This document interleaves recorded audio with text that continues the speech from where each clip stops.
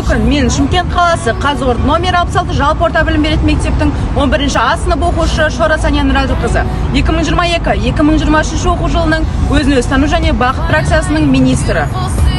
2023 жылы 21 тамыз 30 қараша аралығында өтіп жатқан жетістіктер портфолиосына қатысудамын. Мен осы уақытқа дейін мектеп белсендісі ғана болып қоймай, көптеген жетістіктерге жете алдым. Атап өтсем, қолөнер саласы, әскери жарыстар, сонымен қатар қоғамдық волонтерлар қатарында да болдым.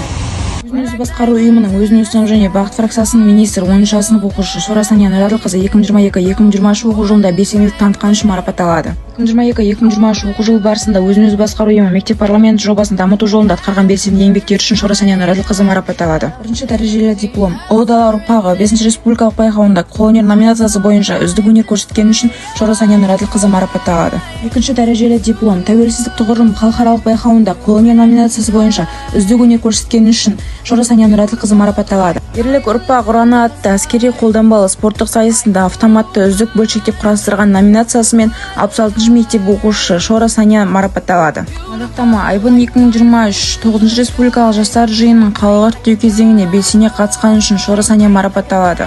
Алғыс хат. Құрметті Шора Сания, көктемгі жүгіру, қалалық жүгіру шарасына қосқан үлесіңіз бен жемісті ынтымақтастығыңызға үлкен алғысымызды білдіреміз. Қалалық Family Fest фестиваліне белсене қатысқан үшін Event Play агентствосы Шора Санияға алғыс білдіреді. Құрметті Шора Сания, Шымкент марафон 2022 Шымкенттегі ең ірі спорттық шараны өткізуге қосқан үлесіңіз бен жемісті ынтымақтастығыңыз үшін шын жүректен алғыс білдіреміз. Сертификат Біргеміз қамқор жалпыұлттық жобасы шеңберінде волонтерларды оқытуға қатысқан үшін Шора Санияға беріледі.